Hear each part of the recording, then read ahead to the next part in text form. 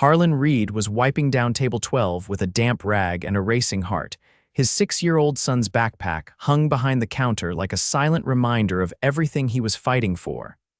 "Excuse me," a soft voice said just as he reached for the empty cappuccino cup. He looked up. The woman in front of him was stunning. Not the kind of stunning that tried too hard more like she didn't even know it. Her coat was too clean for the dusty cafe, her hair perfect despite the wind outside. She had this effortless class about her, like she belonged somewhere with chandeliers, not outdated booths and burnt espresso. "Sorry," Harlen said quickly. "Didn't mean to rush you." "No, you're fine," she said, standing. "I was just about to leave anyway." He moved the tray to clear her table, then accidentally knocked her phone off the edge. It clattered to the floor. "Shoot, sorry again," he muttered, quick to pick it up. She smiled, amused. "Rough day," Harlen gave a dry laugh. "Try rough year." She looked at him a second too long. "I get that." He didn't know why he said it. Maybe it was the way she looked at him, like she actually cared, but the words tumbled out. "I'm working doubles. My son's in the back doing homework. I'm behind rent, and I swear I'm one broken espresso machine away from losing it." The woman looked down at the table, then back at him. "What's his name?" Dax, Harlen said. "He's 6, smart, way too smart.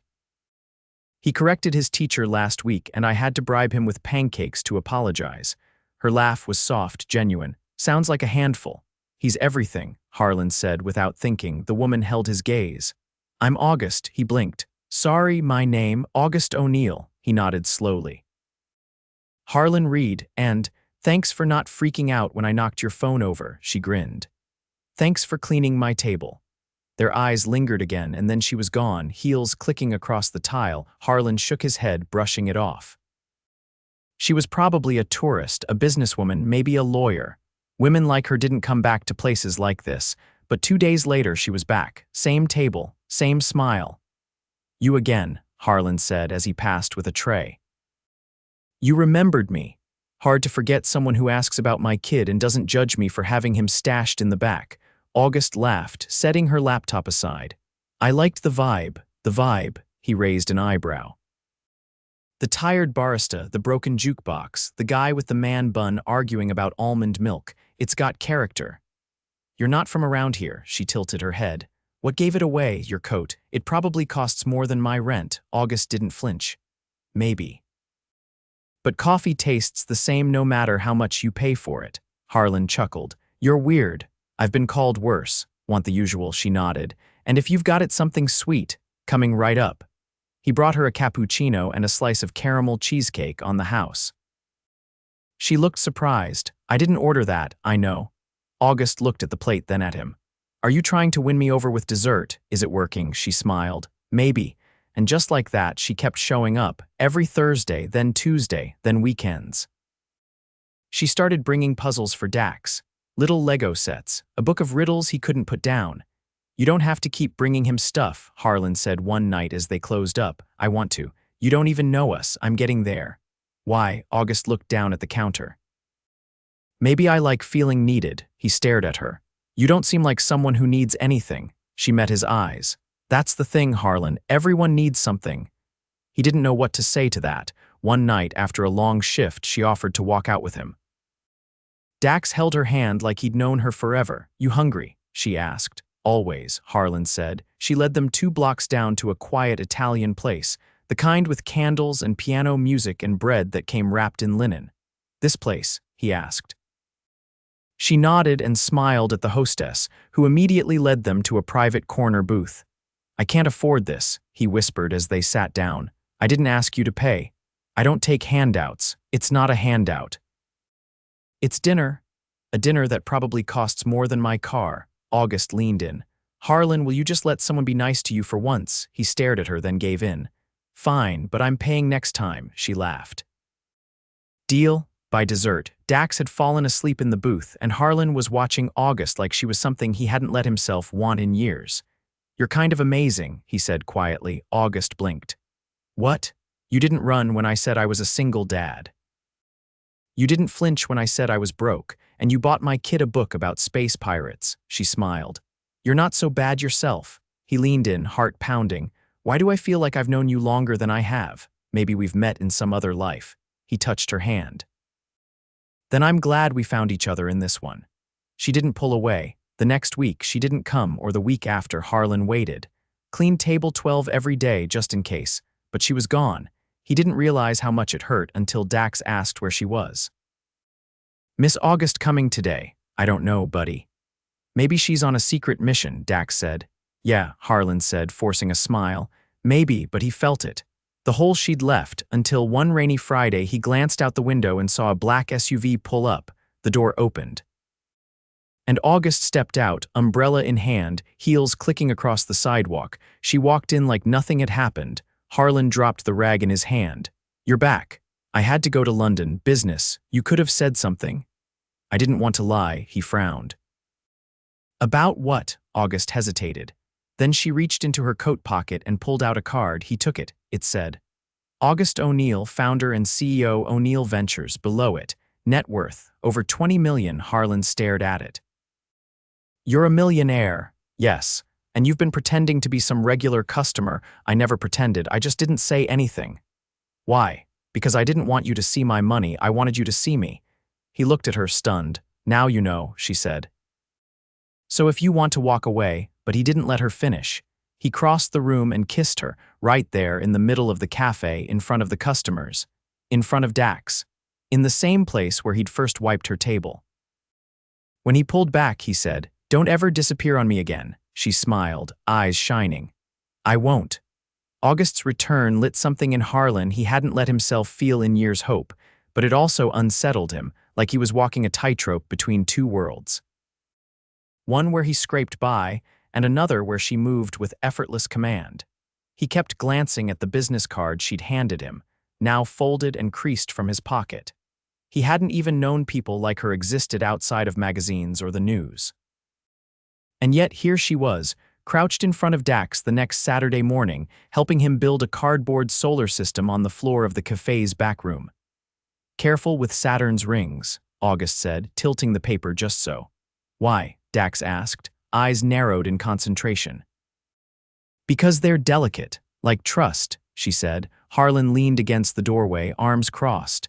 Poetic for a science project. She looked up at him, brushing a curl behind her ear. He asked me why they don't break apart, and you answered with metaphors. It worked, didn't it? Dax grinned. It made sense.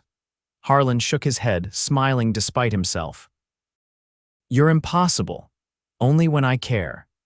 Later, after Dax was picked up by his teacher for a weekend field trip, Harlen had scraped together enough for the fee. Weeks ago, he and August walked the quiet streets together. She carried a large tote bag, the kind that looked like it belonged in a fashion catalog, but it swung off her shoulder like she'd had it forever. Where are we going? He asked, watching her from the corner of his eye. You'll see, I don't do surprises. Too late. They turned onto a quiet block and stopped in front of a glass storefront. It was dusty, the kind of place that had been closed for years. The for lease sign in the window was faded. August pulled a key from her bag. Harlen blinked. What are you doing? You once said you were one broken espresso machine away from losing everything. He stared at her. August unlocked the door and pushed it open, the air inside stale but full of promise. You bought this, leased it. For now, he stepped inside, the wooden floors creaking beneath his boots. Why? Because I believe in you. You don't even know what I'd do with it. She turned to face him. Then tell me, he looked around. The high ceilings, the natural light from the front windows, the space in the back that could be turned into a kitchen. I'd turn it into a bakery, with a book corner for kids, a real community spot, not just coffee and pastries, but a place people could come to feel human again. August nodded. Then let's do it. He took a step back. You're serious. I don't do things halfway, Harlen. I can't take your money. I'm not giving it. I'm investing. You'll pay me back over time with interest. He narrowed his eyes. You're offering me a loan. I'm offering you a future. He rubbed the back of his neck, overwhelmed. This is insane. Is it? Her eyes didn't waver. He exhaled slowly. You're not like anyone I've ever met. Good. He chuckled under his breath. What would your board think? The big CEO investing in a single dad with a kid and a half-broke coffee dream. I am the board. Of course she was. They spent the next few hours walking the space, mapping out ideas. She listened more than she spoke, asking questions but never pushing. When Harlen got excited talking about the layout, she didn't interrupt. When he hesitated, she didn't fill the silence. That night, she took him out to a rooftop restaurant he didn't even know existed. It was above one of the oldest hotels in the city, with lanterns strung across beams and violins playing near the bar. The view stretched out across the skyline, glittering and endless. "Why are you doing this?" he asked as they sat down, the city lights reflecting in her eyes. "Because I want to." That's not an answer. August reached for her glass. "I spent years building something that made me rich, but somewhere along the way I forgot what connection felt like. Then I met you." He didn't respond right away. The candlelight flickered between them, casting shadows across her cheekbones. "I'm not used to this," he said finally. "Used to what? Being seen." She reached across the table, her fingers brushing his. "Then let me be the one who does." He swallowed hard, his voice thick. "This is dangerous, you know." "What is?" "Letting someone like me into your world." August leaned in, her words low and deliberate. "Maybe my world needs someone like you." They didn't kiss that night. They didn't need to. The silence between them said more than words could. When she dropped him off at his building, he lingered at her car window. "You coming in?" he asked. "Not yet." "Why?" "Because when I do, I want it to mean something," he nodded. "It already does." She touched his hand through the window. "Then we'll get there." The next morning, Harlen found a rolled-up set of blueprints taped to the cafe's back door. No note, no explanation, just a sticky tab on the front that read, "Hope fits here." He unrolled it. The layout matched everything he'd talked about. Down to the corner booth he'd mentioned in passing. Down to the mural wall for kids. He stared at the paper, heart pounding. She'd remembered everything, and he was starting to realize this wasn't just kindness. August O'Neill was falling for him, and he was falling just as hard. The scent of fresh paint and sawdust lingered in the air as Harlen stepped into what would soon be the new café. He balanced a tray of iced coffees in one hand and a paper bag of bagels in the other, nudging the door shut with his foot. The contractor looked up from the counter installation and gave a quick nod before returning to his measurements. August stood at the far end, her blazer tossed over a stool, sleeves of her blouse rolled up as she reviewed invoices spread across a folding table. Her reading glasses perched low on her nose, her hair pulled up in a twist that hadn't quite survived the heat of the day. "You're starting to look like a real construction boss," Harlen said, setting the tray and bag down beside her. She didn't glance up. "If I get another email from a supplier claiming a shipment is almost there, I might scream." "Well, I brought coffee and bagels, so you can scream into carbs." She offered a weary smile, rubbing her temple. "That might be the kindest thing anyone's done for me today." "Not even close," he said, pulling up a stool across from her. "You're bankrolling a dream and managing 3 subcontractors who barely know how to spell schedule. You're a saint." August leaned back, finally meeting his eyes. "I've been called worse." "Not by me." He reached into the bag and handed her a sesame bagel. She broke it in half and took a bite, sighing. "Okay, this helps." "Told you." She chewed thoughtfully, then said, "I have to be in San Francisco next week, only one night. There's a fund I'm reviewing and they insist on a face-to-face." Harlen nodded. "We'll be fine here. I just don't want to lose momentum." "You won't. I'll keep things moving. Dax is staying with his teacher's sister till Thursday night, so I'm wide open." August raised an eyebrow. "That's new." "Yeah," she offered. "Said he's good for her daughter. They do puzzles together. I'm not surprised. He's got a quiet charm." Harlen twisted the cap off his coffee, took a sip, then asked, "You ever think about kids?" The question sat between them. August didn't flinch. "Yes." "A lot, actually." He waited. "I always told myself I'd wait until things were stable, until I wasn't flying to 3 cities a week, until I could be home long enough to tuck someone in. And then time passed and I kept pushing it off. I used to think I'd missed the window." "You didn't," Harlen said softly. She looked at him, her defenses slipping.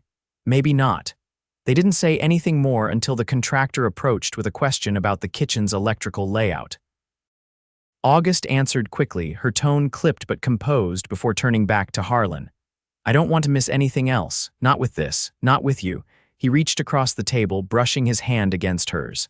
"Then don't." The following week, August left for San Francisco. Harlen stayed late at the café site, reviewing floor plans and confirming orders. By the time she returned, work had progressed, walls painted, light fixtures mounted, and the front window etched with the café's name, Dawn and Dax. She stared at the lettering when she arrived, her voice caught halfway between laughter and disbelief. "You named it after him, and the time of day I used to dread before you showed up." Her eyes glistened, but she didn't cry. Instead, she took his hand and pressed her lips to his knuckles. "I don't deserve this," she whispered. "You deserve more than this," he said. "But it's a start." They celebrated with pizza on the floor, still surrounded by drop cloths and extension cords. He told her about the contractor nearly drilling into a gas line, and she shared stories of her first failed investment, an artisanal water startup that had accidentally shipped bottles of unfiltered tap. Later, as the city lights flickered beyond the window, August rested her head on his shoulder. "I keep waiting for the catch," she murmured. "There isn't one. I've never trusted anyone like this." Harlen turned his head slightly, brushing her temple with his lips. "Then hold on to it." The next morning, they toured a commercial kitchen supplier on the outskirts of the city. August wore a navy trench tied at the waist, her heels replaced by low boots as they walked aisles of industrial mixers, ovens, and stainless steel prep tables. "Which one would you pick?" she asked, stopping beside a dough proofer. "I don't even know what that thing does. It's for bread." Consistent rising temperature. He crossed his arms. "You've done your homework. I like knowing things before I buy them. Is that how you approach relationships too?" She looked at him, unblinking. "I used to, not anymore." Later that afternoon, they passed a park on their way back. A balloon vendor stood near the sidewalk, a cluster of red and white balloons tugging at the sky. Without thinking, August pulled over. "Wait here," she said. She returned a moment later with 3 balloons, one with a rocket ship printed across it. "For Dax," she said, placing it in the back seat. "And the others," she smiled. "For the kid in me I thought I lost." Harlen leaned toward her, his voice low. "You didn't lose her. She just needed a reason to come back." By the end of the week, the café was nearly ready. August called in a friend who designed custom signage, and Harlen arranged for a soft opening, nothing huge.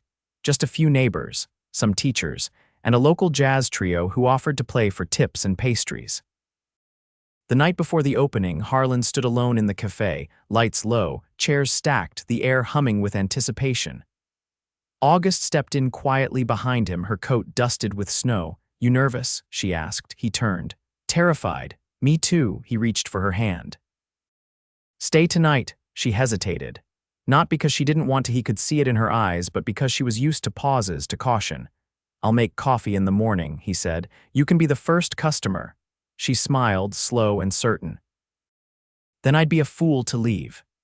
They walked back to his apartment through the quiet streets, her fingers curled into his, the city silent around them. Inside, she took off her coat and sat on the edge of the worn couch while he poured 2 glasses of water.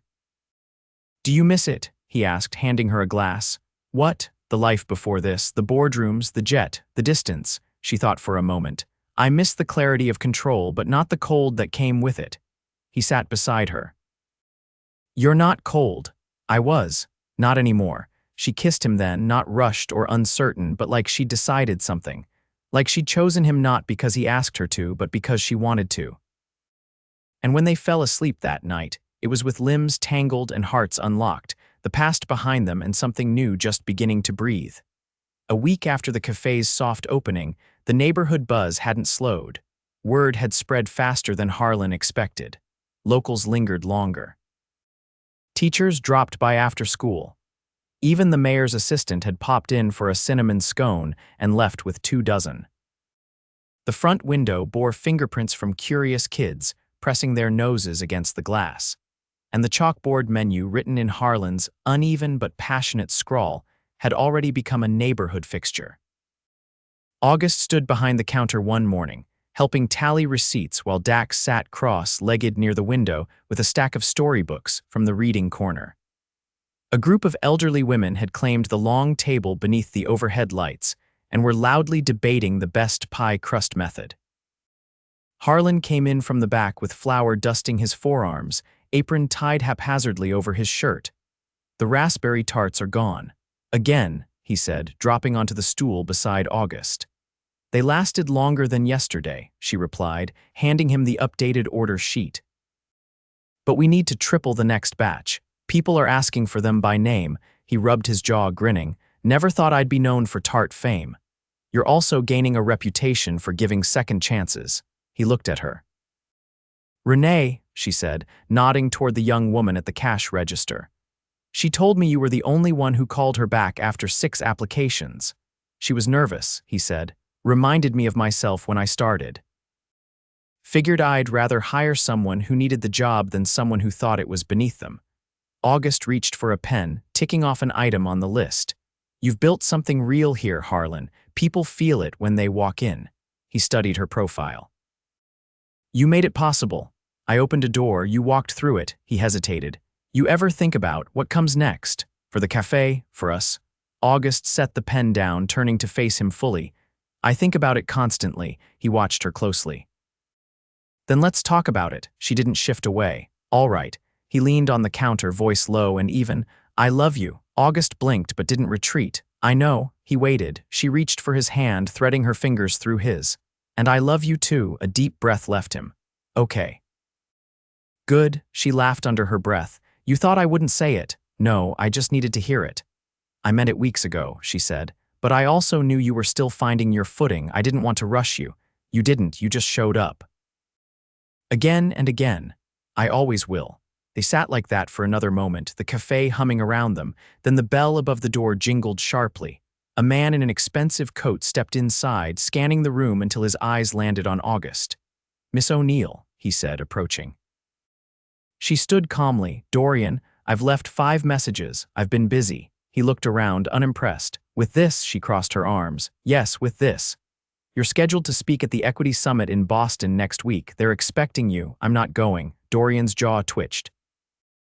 "You're walking away from a seat on the national board." "I'm stepping back." "Not walking away. For what?" he asked, gesturing toward the counter. "To run a bakery." August's voice didn't rise. "To build something that matters to me, something real." Harlen stood slowly, wiping his hands. "Is there a problem?" Dorian barely acknowledged him. "This is between August and her future." "No," she said, stepping beside Harlen. "This is my future." The man stared at her, then shook his head and walked out without another word. Harlen exhaled. "You didn't have to do that. I wanted to. That was a big opportunity. So is this." Later that night, after Dax had fallen asleep in his room upstairs, now decorated with stenciled stars, and a bunk bed August had assembled herself, Harlen stood at the café's front window, watching the snow drift in lazy spirals under the streetlight. August stepped behind him, wrapping her arms around his waist. "You okay?" He nodded slowly. "Just thinking." "About?" He turned to face her. "I spent so long afraid of being left behind, of not being enough. Then you walked into my life like you were never meant to be anywhere else." She rested her forehead against his. "I wasn't. I want to build a life with you, not just this place. A home, a future, all of it." Her fingers tightened slightly at his back. "Then say what you're really trying to say." He pulled a small velvet box from his pocket. "Marry me." Her breath caught. "I don't have a yacht," he said, "or a villa in Tuscany, but I have this café, and I have Dax, and I have every piece of me ready to give to you." August opened the box. Inside was a simple gold ring, a single sapphire set in the center. "I had it made by a woman down the block," he added. "She said sapphires were for wisdom and loyalty." August didn't say anything right away. Just stared at the ring, then at him, her eyes shining not with uncertainty but with something deeper. "Yes," she whispered. 1,000 times yes. He kissed her long and slow, the kind of kiss that felt like a vow. The next morning, Dax found the ring box on the counter and gasped. "Did you propose?" Harlen nodded. She said yes. Dax threw his arms around both of them. "Does that mean I get to call her mom?" August knelt beside him. "Only if you want to." He didn't hesitate. "I want to." The grand opening came 2 weeks later, the line wrapped around the block. A local food critic called it the warmest place in the city. A jazz quartet played by the window. Children scribbled on the chalkboard wall. And in the middle of it all stood Harlen and August, side by side behind the counter. sleeves rolled up, laughing as they handed out pastries and refilled coffee. They weren't just building a business, they were building a life together. The morning sun filtered through the tall windows of the café, casting golden streaks across the polished wood floors. The warmth of spring had crept in slowly, melting the last traces of winter, and with it came a quiet peace that settled into Harlen's bones like it belonged there. He stood behind the counter in a crisp shirt with the sleeves neatly rolled, his apron hanging unused for once. The ribbon across the front door fluttered slightly in the breeze from outside. The official grand opening had come and gone, but today was something different. Today, he was marrying August. The café was closed to the public, but filled with the people who mattered: friends, neighbors, the teachers who had helped raise Dax, and the crew who had helped build the place from the ground up.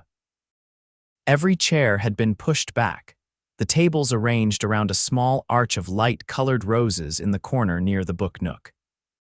The chalkboard wall had been cleaned and rewritten with a single message: "Love looks like this." Harlen stood at the front, Dax beside him in a tiny matching vest, tugging nervously at his collar. Harlen leaned down. "You okay?" Dax nodded quickly. "I'm just making sure I don't mess up the ring part." "You won't," Harlen said. "You've got the safest hands I know." The music changed, soft and slow. Everyone turned as August stepped through the back door, the sunlight catching the beading on her ivory dress. It wasn't extravagant, nothing about her ever needed to be, but it was elegant and perfectly her. A low neckline, delicate sleeves, and a flowing skirt that moved like water as she crossed the floor. Harlen's breath caught in his throat. She walked toward him without hesitation, every step calm and sure, her eyes never left his. "I didn't think I'd ever do this," she said as she reached him, her voice soft but steady. "Me neither," he said. "But I've never been more sure of anything." The officiant, a retired teacher who had known Harlen since high school, began the short ceremony. The vows were simple. No grand speeches, no rehearsed lines, just the truth. "I didn't know how much of myself I'd hidden until you saw it," August said. "And you never asked me to be anything but real. I want to build a life with you that's honest, messy, full of laughter, and completely ours." Harlen took a breath. "I thought I was broken in ways no one could fix, but you didn't try to fix me. You just stood beside me. I promise to do the same for you, every day." The ring was a delicate band of gold, slipped easily onto her finger, and when the officiant gave the nod, Harlen kissed her with a quiet reverence that silenced the room. Cheers erupted. Dax whooped louder than anyone, lifting the ring box in triumph. The reception was small but joyful. The back patio had been transformed into a garden of potted lavender and hanging lights. Handwritten menus listed simple, delicious food: Harlen's signature buttermilk biscuits, August's favorite spring salad, and a lemon cake that Dax insisted on helping cut. Harlen watched August as she laughed with the group of women who had helped her pick out her dress, her cheeks flushed with happiness. She caught his gaze from across the patio and walked over, slipping her hand into his. "Want to dance?" she asked. "There's no music." She tilted her head. "Does that matter?" He took her hand and led her to the center of the patio, pulling her close. The guests quieted as they swayed, the sounds of laughter and conversation fading into the background. August leaned her head against his chest. "This doesn't feel real." "It is," he said. "And it's only the beginning." Later that night, when the last guest had left and Dax had fallen asleep in his room surrounded by crumpled napkins and half-eaten cake, August and Harlen stood alone in the café, still in their wedding clothes. She reached for his hand. "You know what I've been thinking." "What?" "I don't miss that other life, not the pace, not the power, not even the freedom, because I never felt this full there." "I'm glad you walked in that day," he said. "I still don't know why you did. I was tired of pretending I had everything I wanted. And now I do." They turned off the lights, locking the front door behind them. The street outside was quiet, no cameras, no headlines.